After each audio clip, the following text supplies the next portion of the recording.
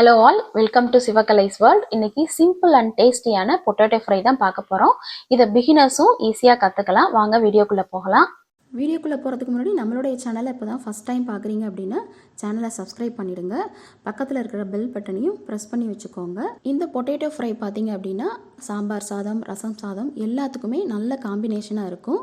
அதுக்கு தேவையானது என்னென்னங்கிறத நம்ம இப்போ பார்க்கலாம். ஒரு 4 மீடியம் சைஸ் உருளைக்கிழங்க குக்கரில் ஒரு விசில் விட்டு வேக வச்சு எடுத்திருக்கேன். உருளைக்கிழங்குல நான் ஆல்ரெடி கொஞ்சம் உப்பு போட்டு வேக வச்சுருக்கேன். இதுக்கு தாளிக்கிறதுக்கு தேவையானது என்னென்னங்கிறத பார்க்கலாம். கடுகு, பூண்டு தட்டினது, வெங்காயம், 1/2 டீஸ்பூன் பெருஞ்சீரகத்தை 1 பாதியமாக தட்டி வச்சுருக்கேன். அடுத்து பார்த்தீங்கன்னா மஞ்சள் தூள், மல்லித்தூள், மிளகாய் தூள், கருவேப்பிலை நீங்கள் ஃப்ரெஷ்ஷாக இருந்தால் கூட சேர்த்துக்கலாம். நான் கருவேப்பிலை பொடி சேர்த்துருக்கேன். இப்போ நம்ம எப்படி செய்கிறதுங்கிறத பார்க்கலாம். ஒரு கடாயை வச்சு கடாய் ஹீட் ஆனதும் அதில் ஆயில் சேர்த்துக்கோங்க. இப்போ அதில் கடுகை நம்ம சேர்த்துக்கலாம். கடுகு சேர்த்து பொரிஞ்ச பிறகு நம்ம எடுத்து வச்சுருக்கிற வெங்காயத்தை சேர்த்து வெங்காயம், பூண்டு, தட்டி வச்ச பூண்டையும் சேர்த்துக்கலாம். ஏன்னா தட்டி வச்சு நம்ம பூண்டு சேர்த்துக்கிட்டோம் அப்படின்னா நல்லா வாசனையாக இருக்கும். அதனால் சேர்த்து நல்லா வதக்கி விட்டுக்கலாம்.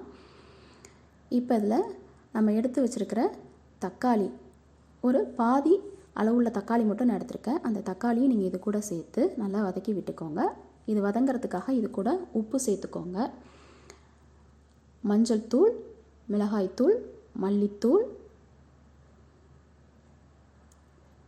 பெருஞ்சீரகத்தூள்,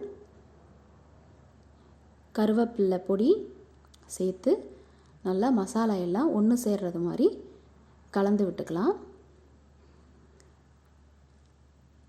இதில் நம்ம கொஞ்சமாக தண்ணி விட்டு இந்த மசாலா எல்லாம் கொஞ்ச நேரம் வேக விட்டுக்கலாம். இப்போ பாருங்கள், மசாலா எல்லாம் ஒன்று சேர்ந்து அந்த நல்லா கொதிச்சு வருது. இப்போ நம்ம இந்த நேரத்தில் நம்ம எடுத்து வச்சுருக்கிற உருளைக்கிழங்க சேர்த்துக்கலாம். சேர்த்து நல்லா கலந்து விட்டுக்கலாம். இதே மெத்தட்லேயே நீங்கள் அதிகமான அளவு பொட்டேட்டோ ஃப்ரை செய்கிறீங்க அப்படின்னாலும் நீங்கள் இதே மாதிரி போட்டு செஞ்சீங்க அப்படின்னாலும் ரொம்ப சூப்பராகவும் இருக்கும். அதே சமயம் ரொம்ப ஈஸியாகவும் இருக்கும். பிகினர்ஸ் எல்லாமே ஈஸியாக டக்குன்னு செஞ்சிடலாம். அவ்வளோதாங்க, உருளைக்கிழங்கு ஃப்ரை ரெடி ஆயிடுச்சு. கடைசியாக இதில் கொத்தமல்லி தழைகளையும் நம்ம சேர்த்துக்கலாம். சேர்த்து நல்லா கலந்து விட்டுக்கலாம். இது பார்த்திங்கன்னா தயிர் சாதத்தை கூட சாப்பிட்றதுக்கும் நல்லாயிருக்கும்.